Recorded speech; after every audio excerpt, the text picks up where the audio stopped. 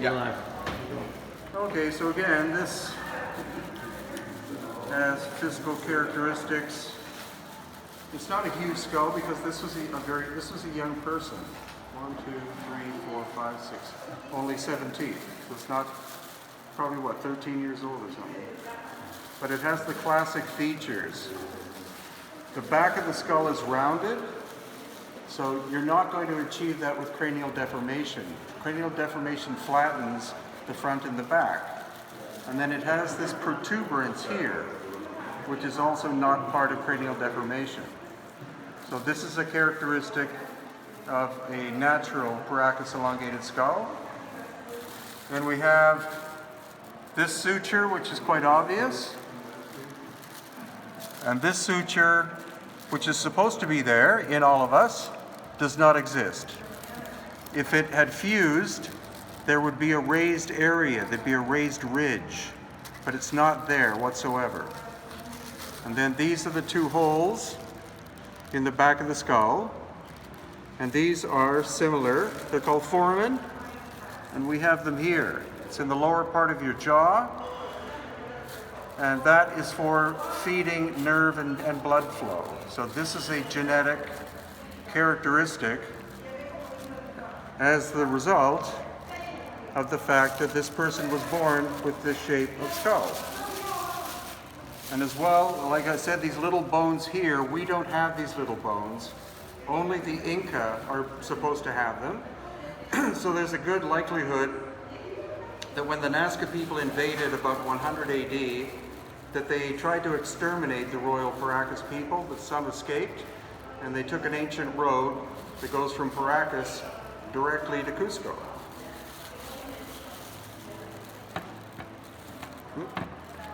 Oh, also, yeah. Okay, here's the foramen magnum. Now in us, it's located here. With the Paracas, it's 2.5 centimeters back, so that's a genetic characteristic. You can't achieve that with head binding because you would choke the person within 30 seconds. So that characteristic by itself is telling you that this is not Homo sapiens sapiens.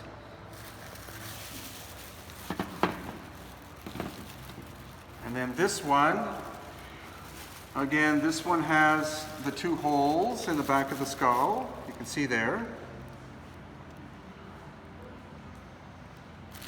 But there is flattening of the back of the forehead. So this is the transition. You started out with the Paracas being completely natural in shape, like the one I just showed. And then over the course of time, they began to breed with normal-looking people.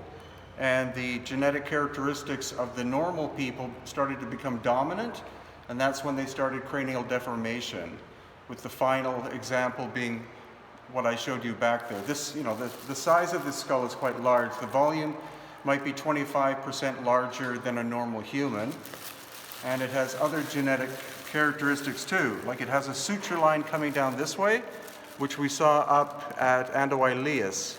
And again, this is not something which is found in us. We're born with this suture line, but it disappears very soon after birth. So the fact that it's not fused is another genetic anomaly. And then again here, you see that the foramen magnum is as far back as possible. If it was to be farther back, it would be outside of the skull. So this again tells us that that genetic anomaly by itself means that also the foramen magnum is quite a bit smaller than a normal human. And so the medical doctors who have looked at this and the fact that the hole is narrower in diameter would mean that they have longer necks than normal, like thinner and longer necks, which means their whole mode of motion would be different.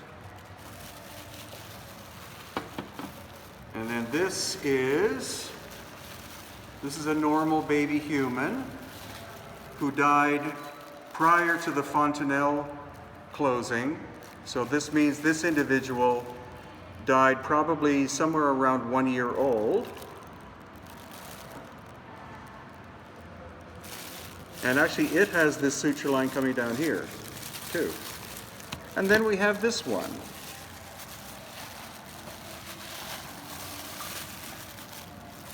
So you see, this one is very different, subtly quite different from a normal human being. The eye socket is not round, which is indicative of a normal human female, and it's not angular, which would be indicative of a normal human male. It's actually angled back this way, and it has these very strange protuberances coming out of the front of its face, and no evidence of ever having had teeth. So if this was a human being, this would be in the region of 16 months to 2 years old. And it also, yeah, so this is very anomalous. And the sinuses are very different too if you compare with the normal human. Very narrow and not totally developed. And if you look on the inside, the sinuses do not continuously go back.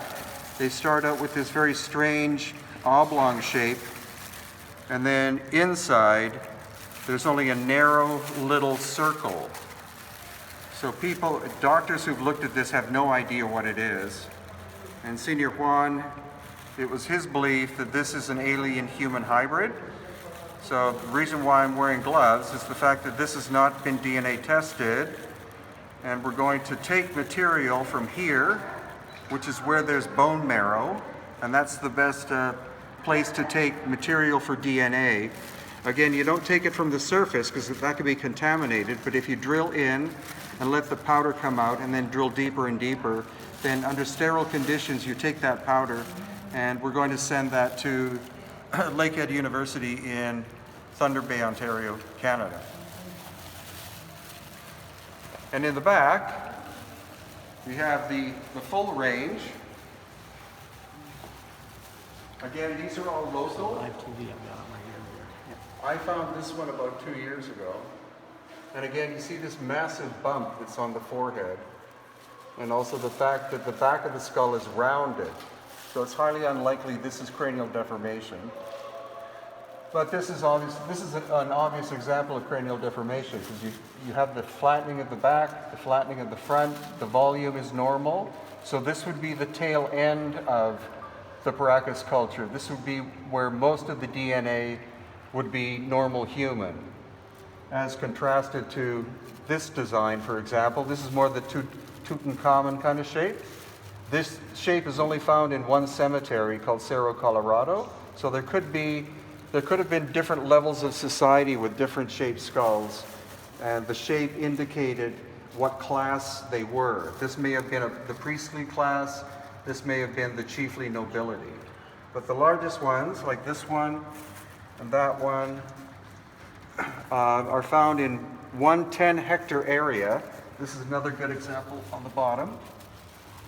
So in one 10-hectare area on planet Earth, we find the largest of the elongated skulls, and the only ones that look similar are found in the Black Sea and Caspian Sea and Crimea area. They're almost identical in shape, and the genetics of the Paracas, we did 18 skulls sampled. 1, we got no result. In 2, we got Native American result, and all the others were DNA common to the Black Sea, Caspian Sea, and Crimea area. So we're looking at the possible migration of an ancient subhuman or subspecies of human migrating from Eurasia about 3,000 to 3,500 years ago, likely being forced out of their homeland by an invading group of human beings. Okay, that's good.